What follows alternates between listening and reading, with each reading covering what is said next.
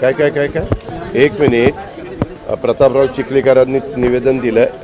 आम्ही सातत्याने मुख्यमंत्री, दोन्ही उपमुख्यमंत्री, आम्ही सगळेजण याबद्दलचा एकंदर जी परिस्थिती निर्माण झाली त्याच्यावर देखरेख ठेवून आहोत. जिथं जिथं ताबडतोब ज्या गोष्टीचे निर्णय घेण्याची गरज असेल तशा प्रकारचे निर्णय पण घेतोय.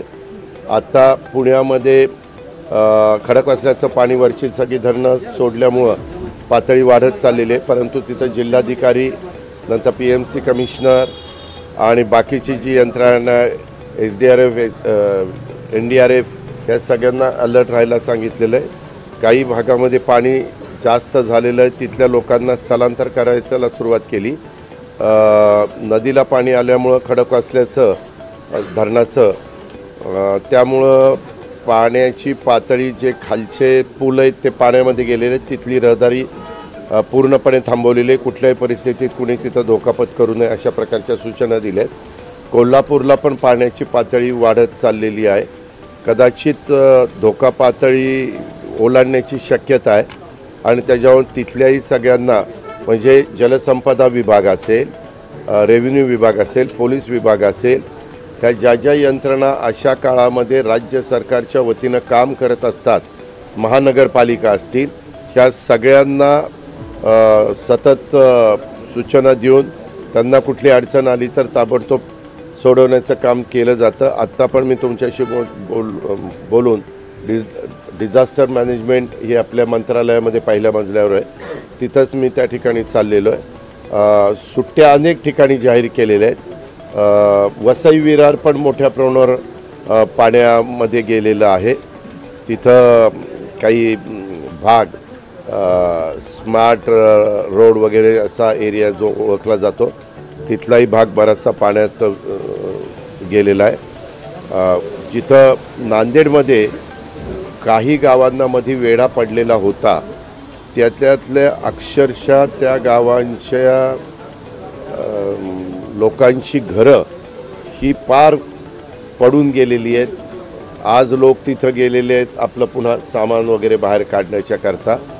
पण त्याच्या संदर्भामध्ये एकंदरीत सर्वे करून की बाबा ही परिस्थिती कायम राहणार आहे, जर कायम राहणार असेल तर आपण सातत्याने त्या लोकांना धोका येऊ नये म्हणून आपण त्यांचं स्थलांतर करतो आणि अशा सुरक्षित जागी त्यांना शिफ्ट करतो की जेणेकरून पुन्हा अशा प्रकारचा पाऊस झाला तर त्या लोकांना अडचण येता कामा नये.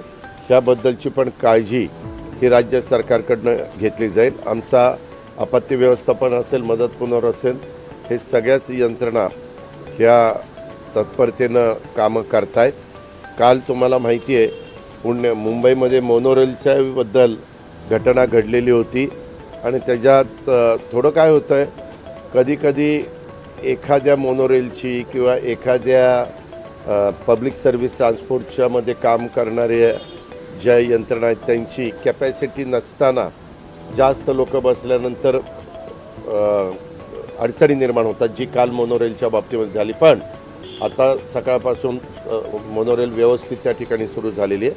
माझं नागरिकांना पण आव्हान आहे की अफवांच्यावर विश्वास ठेवू नका, घाबरून जाऊ नका आणि साधारण त्या बसची, त्या मोनोरेलची, त्या वाहनाची जेवढी कॅपॅसिटी आहे तेवढीच साधारण बसली किंवा काही ठिकाणी आपल्याला नावाकरण करावं लागतात, बोटी करावं लागतात. त्या बोटीमध्ये पण असणारी कॅपॅसिटी लक्षातमध्ये घेऊन तेवढेच लोक जर बसले तर त्यांना सुरक्षित ठिकाणी आणता येईल, परत दुसरी ट्रिप करता येईल, तिसरी ट्रिप करता येईल. थोडंसं हे नैसर्गिक संकट आहे, त्याच्यामुळे हे नैसर्गिक संकटावर मात करण्याच्या करता अडचणीत असणाऱ्या आपल्या नागरिकांना बाहेर काढण्याच्या करता, सुरक्षित स्थळी नेण्याच्या करता जी काही खबरदारी घ्यायला पाहिजे त्याकरता रात्रंदिवस सगळेजण राबतायत.